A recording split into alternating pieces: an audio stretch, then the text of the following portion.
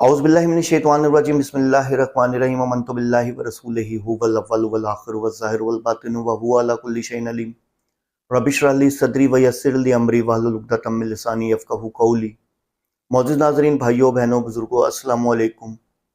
आज एक भाई का सवाल आया कि ये जो बैंक लीजिंग पे गाड़ियाँ ली जाती हैं, ठीक है, और इनडायरेक्टली उनका सवाल ये भी था, या जो किस्तों का कारोबार किया जाता है, क्या ये इस्लामिक पॉइंट ऑफ व्यू से जायज़ है?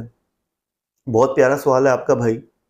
और ये वो गुमराही है, ये वो चीज़ें हैं जिसने सूद को कम तो खैर क्या करना था, सूद को बढ़ा दिया।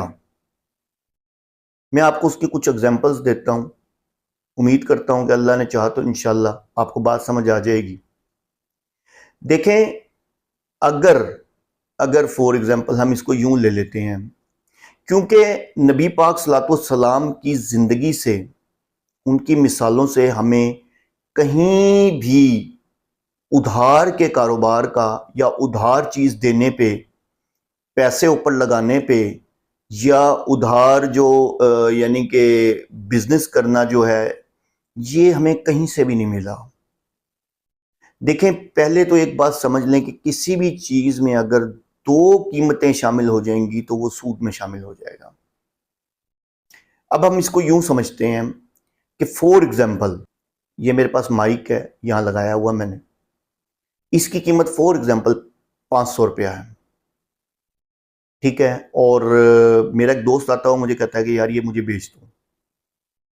मैं उसे कहता हूँ ठीक है, आप खरीद लो मुझसे। तो वो कहता है यार लेकिन मेरे पास पैसे नहीं है, तो मैं आपको ये 4 महीनों में ना थोड़े थोड़े करके दूंगा। तो मैं कहता हूँ ठीक है, ले लो, 4 महीनों में मुझे 500 रुपये दे देना। तो ये क्या होगा?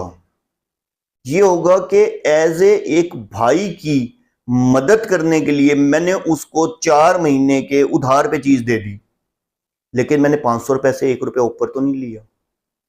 हाँ, अब मैं ये उससे कहता कि भाई ठीक है, अगर आप उधार पे लेना चाहते हो तो फिर तो मेरी शर्त और है, फिर तो आप 500 की जगह मुझे 700 रुपए देंगे 4 महीने में, माइक आप ले लें।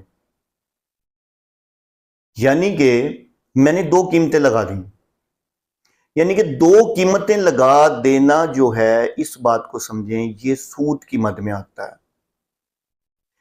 अब आपको मेरी इस बात से किस्तों वाली बात भी समझ आ जाएगी कि फॉर एग्जांपल एक फ्रिज है, आप लेने जाते हैं, उसकी कीमत 1 लाख रुपया है, हम रफली सी बात कर रहे हैं, और वो आपसे कहता है कि नकद में आपको मिलेगा ये 1 लाख का, लेकिन अगर आप इसको इंस्टॉलमेंट पे लेते हैं, आपके पास पैसे नहीं है साल के लिए, तो ये आपको 1.5 लाख का मिलेगा।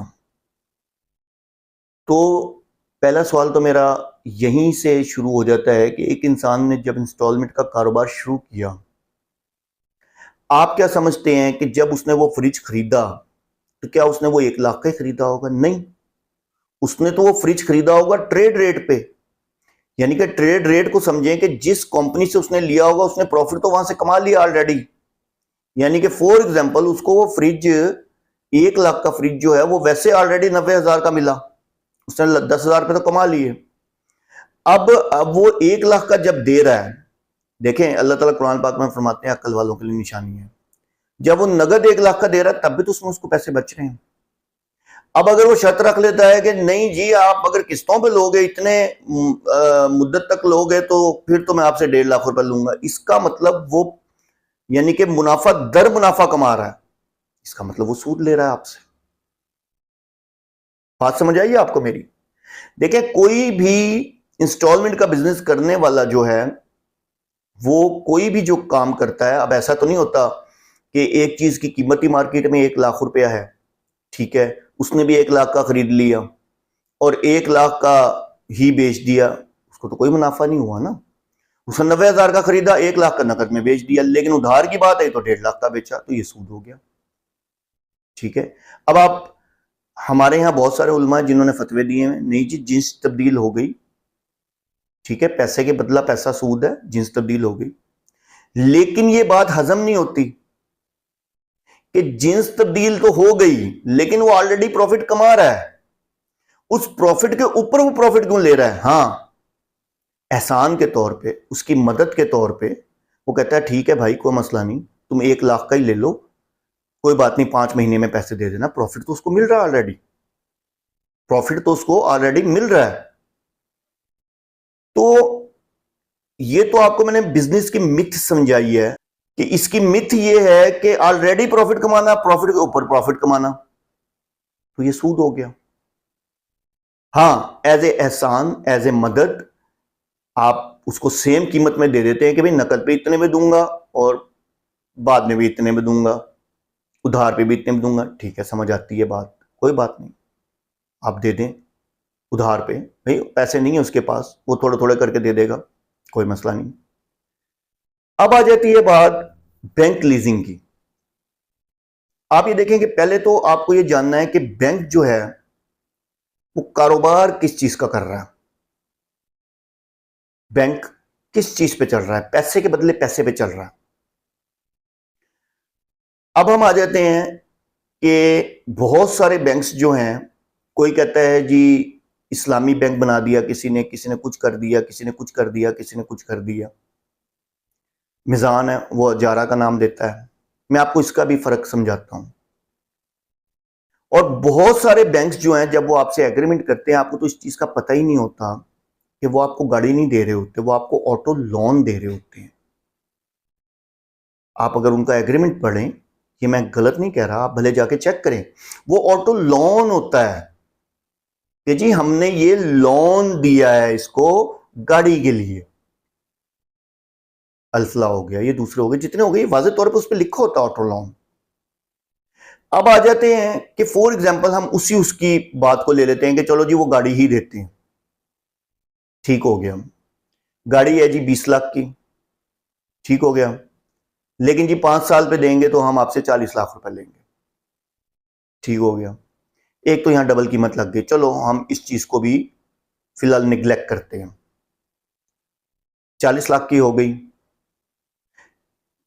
अब आपने 5 सालों के अंदर 40 लाख रुपए भरने हैं असूलन। लेकिन बात यहां आके नहीं ठहरती, बात तो जाती है कि आफ्टर 5 years या इन बिटवीन अगर आप किस्त लेट करते हैं तो आपको जुर्माना भरना पड़ता है। और मैं कई जानने वाले हैं जिनको मैंने देखा है और उन्होंने बताया कि हमें तो बताया गया था 40 लाख, मैं मिसाल दे रहा हूं, और हमने जब एक्चुअल में कंडीशन लगाई तो हमें पता चला हमने 45 लाख रुपए भरा। और जब 5 साल बाद गाड़ी क्लियर होती है तो पता चलता है कि जुर्मानों की मद में 1-1.5 लाख रुपए, 2 लाख रुपए और होता है। ये क्या है? ये सब सूद है। ऑटो लोन को भी छोड़ देते, मैं तो गाड़ी की बात कर रहा हूं, ये सूद है। अब आ जाते हैं जो इस्लामिक बैंक अपने नाम को इस्लामी के साथ लिखे, जैसे बैंक इस्लामी हो गया, अल्फला इस्लामी हो गया, मिजान हो गया। अच्छा, मिजान ने एक नया तरीका निकाला, इजारा। वो क्या है जी? लीजिंग। ये जो मैं आपको बता रहा था ये फाइनेंस है, जो अब मैं आपको बता रहा हूं ये लीजिंग है। लीजिंग क्या है? किसी भी चीज को किराए पे देना, लीज करना, किराए पे देना। उन्होंने क्या किया? उन्होंने कहा जी कि ठीक है जी ये 20 लाख की गाड़ी है, जब तक ये आपके पास रहेगी और आप जो है 20 लाख रुपए पूरे नहीं करते, उस टाइम तक इसका जो किराया बनेगा उसकी मद में हम आपसे 20 लाख रुपए लेंगे। अच्छा जी, बात दिल को लगती है, चलो यार हाँ किराया ले रहा है, कोई बात नहीं। लेकिन जब 5 साल गुजर जाएंगे,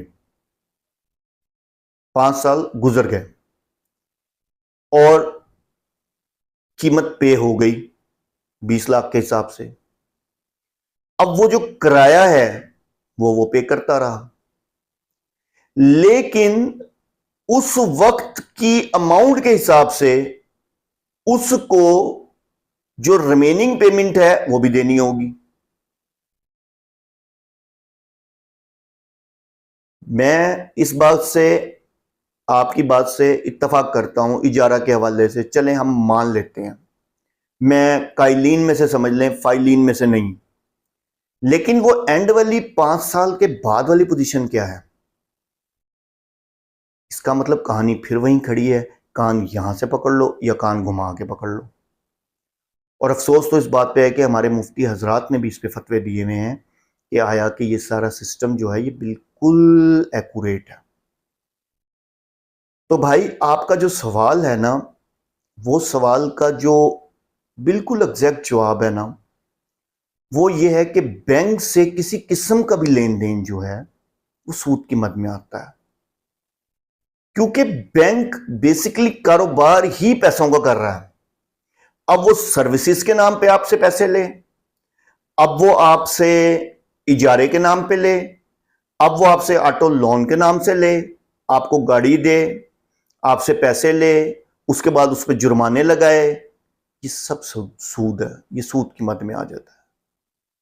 तो मैंने आपको बताया ना, ये मिजान वाला जो है वहां तक ठीक है, लेकिन आफ्टर 5 साल बाद जब आप गाड़ी की एनओसी लेंगे, उस टाइम की कंडीशन कभी मिजान बैंक में जाएं, जाके पूछें, आपको पता चल जाएगा। मैंने सुना है आजकल उन्होंने टर्म्स थोड़ी सी चेंज की हैं कि नहीं जी अब वो गाड़ी जो होगी वो उसी की हो जाएगी, ये वो पता नहीं, मुझे नहीं पता, ये आप बैंक से जाके अच्छे तरीके से पूछ सकते हैं। लेकिन जो बात मुझे समझ आती है, क्योंकि अल्लाह के रसूल सल्लल्लाहु अलैहि वसल्लम की जिंदगी में बहुत सारी मिसालें हैं खरीद बेच की, लेकिन उसमें कोई भी एक मिसाल ये ऐसी नहीं है, कोई भी एक मिसाल ऐसी नहीं है कि जिसमें उधार वाला को बिजनेस हुआ हो और उधार वाला हुआ हो और उस पर फिर पैसे लिए गए, नाउज़ुबिल्लाह माज़ल्लाह, ऐसा नहीं। तो बताने का मकसद यह है कि भाई आपका सवाल बहुत प्यारा है, ठीक है। अब मैं नहीं जानता कि आपको खुशगवार होगा या नागवार गुजरेगा, लेकिन हकीकत यह है कि ये सब सूद है, क्योंकि बैंकिंग सिस्टम की इजाद ही सूद के ऊपर है। बैंक कहां से कमाता है? चेकबुकों से कमाता है, एटीएम से कमाता है, सर्विसेज दे के कमाता है? नहीं, बैंक आगे इंश्योर्ड होते हैं। इंश्योरेंस क्या है? कहानी फिर वहीं आगे खड़ी होगी, जो मर्जी कर लें आप। तो भाई ये सब जो है सूद है। हाँ, कारोबार के हवाले से अगर कोई इंसान करता है और वो सेम प्राइस में लेके, मैं कारोबार शुरू करता हूं वहां से, फॉर एग्जांपल मैं मोबाइल्स का कारोबार शुरू कर देता हूं। भाई मोबाइल में मुझे ऑलरेडी 4 से 5% बच रहा है, हाँ मैं वो किस्तों पे दे देता हूं।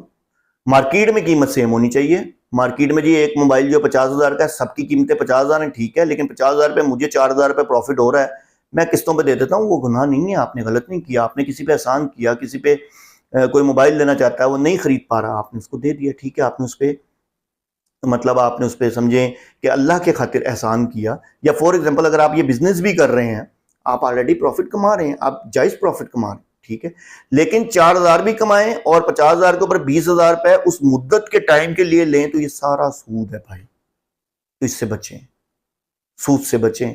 हमारे तो इस टाइम हमारी तो मैं ये समझता हूं, मैं तो इस नतीजे पहुंचा हूं कि हमारी तो हवा के अंदर भी सूद है। हमारा मुल्क सूद पे चल रहा है, हमारे सिस्टम सूद पे चल रहे हैं, टैक्सों के नाम पे हमें सूद लग रहा है। तो खुदा रहा इससे बचें। वाखिर दवाना अनिल हम्दुलिल्लाहि रब्बिल आलमीन।